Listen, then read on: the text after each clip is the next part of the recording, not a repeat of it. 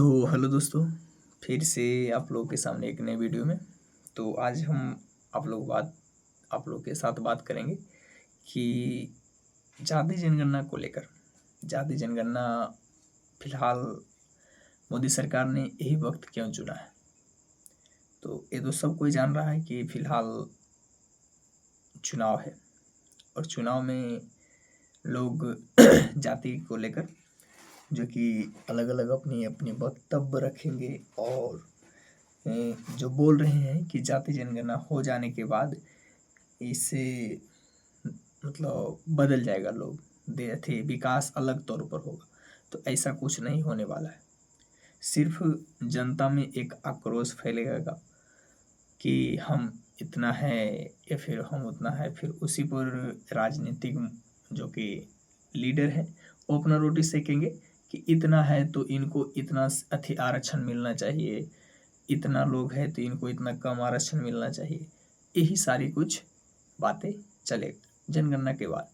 आप फिलहाल कुछ दिन पहले देखे कि बिहार में जनगणना हुआ तो एक ट्रेंड चल गया था कि हम इतना परसेंट है, हम इतना परसेंट है, और जो बहुमत में रहता है वो हम मतलब थोड़ा अपने आप को दिखाते हैं, व्यक्त करते हैं। तो हम इसी चीज़ को लेकर आज हम आप लोग के सामने बात करने वाले हैं। तो सवाल है कि मोदी सरकार यही वक्त क्यों चुना, तो हम इस पर बात कर लिए। आगे हम क्या रिपोर्ट आया है इस पर बात करेंगे। 3 मई कल का रिपोर्ट है और केंद्र सरकार की ओर से बताया गया है कि आगामी जनगणना में सरकार के जातियों जनगणना करवाने का फैसला किया गया है। 1931 के बाद से अब तक भारत में जाति जनगणना नहीं हुआ है।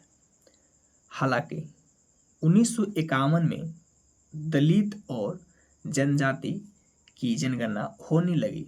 आगे चलकर जैसे जैसे जातीय आधारित रणनीति बढ़ी, जातीय जनगणना की मांग भी बढ़ी। ठीक है, फिर हम आपको बताते हैं 2011 में सरकार ने सामाजिक आर्थिक स्थिति का आधारित जातीय जनगणना करवाई, मगर उसके आंकड़े जारी नहीं किए गए।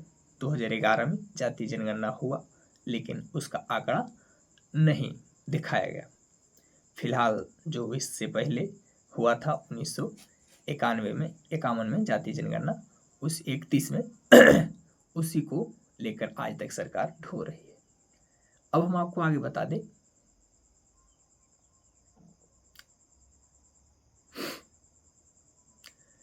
जनगणना हुआ था।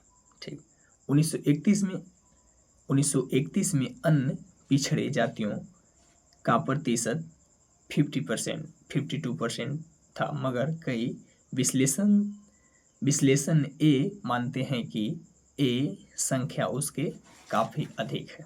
ठीक है, अधिक कुछ समय में खास तौर पर विपक्ष की ओर से जातीय जनगणना की मांग काफ़ी जोर पकड़ शुरू सत्तारूढ़ भारतीय जनता पार्टी की ओर से बहुत स्पष्ट रुख नहीं आया। विपक्ष पार्टी जो है, जो कि जातीय जनगणना को लेकर बहुत दिन से आवाज़ उठा रही थी, और इस टाइम अगर जातीय जनगणना होता है तो मोदी सरकार का एक बड़ा प्लान है कि विपक्ष भी कुछ नहीं बोल पाएगा क्योंकि उसका मुद्दा है। ठीक, अगर हम यहाँ पर जातीय जनगणना करवा देते हैं तो हमारा तो बल्ले बल्ले हो जाएगा। हालांकि जातीय जनगणना से कुछ होने वाला नहीं है, क्योंकि बिहार में जातीय जनगणना हुआ तो क्या होगा, कुछ नहीं होगा। आगे हम आपको बताएं, पार्टी ने कुछ नेता इसे समाज को तोड़ने वाला बताते रहे हैं, मगर इसी बीच राष्ट्रीय स्वयंसेवक संघ ने जब जातीय जनगणना का समर्थन किया तो लगा कि पार्टी का झुकाव इसी ओर बढ़ सकता है, और आखिरकार बीते हफ्ते सरकार ने इसकी घोषणा कर दी। ठीक है, इसके विरोधियों का कहना है कि जातीय जनगणना गिनने से समाज में दरार आ सकती है। ठीक है भाई, दरार आ सकती है, क्योंकि अगर हर कोई का अपना जाति जनगणना होगा तो अपना अपना अथी पता चलेगा तो वो अपना हिसाब से अपना आरक्षण मांगेगा और इसी को लेकर फिर आगे सत्ता चलते रहेगी, अपनी रोटी सेकते रहेंगे जो कि लीडर है। दरार आ सकती, लेकिन सामाजिक संगठन और कई कार्यकर्ताओं का कहना है कि जब तक कि सही आंकड़े नहीं मिलते हैं तब तक वंचित के लिए सही नीतियां बनाना मुमकिन है। इस पर विपक्ष और पक्ष दोनों फिर अपना रोटी सेकेंगे कि इनको इतना, इनके आरक्षण के अनुसार, इतने जनसंख्या के अनुसार इनको मिलना चाहिए इनको आरक्षण। ठीक है, ये तो बात हम आपको पहले बताएं। तो इस मुद्दे से जुड़े कई अहम सवाल है, जैसे इस घोषणा के लिए यही समय क्यों चुना गया? बिहार में सर्वे से जो सवाल निकले, क्या उसका जवाब मिला? नहीं, कोई जवाब नहीं मिला। बिहार में जातीय जनगणना हुआ और जोरों शोरों से हुआ, लेकिन इसका कोई जवाब नहीं निकला, कोई मतलब नहीं निकला। इन वर्गों की महिलाओं के लिए इस जनगणना के क्या मायने होंगे? क्या इससे जातीय समूह के अंदर की वर्चस्व का संघर्ष बढ़ सकता है? हाँ, बढ़ सकता है। क्या राजनीतिक दल वोट बैंक के हिसाब से इसका फायदा उठाएंगे? हाँ, उठाएंगे, फायदा उठाएंगे। और क्या इन आंकड़ों के बाद आरक्षण पर जो 50% की सीमा है उसे हटाने की मांग हो सकती है? हाँ, इसके बाद 50% आरक्षण को लोग बढ़ाने के लिए बोलेंगे, 75% करने के लिए। द लेंस के आज के एपिसोड में इन्हें तमाम सवालों पर बताया जा रहा है।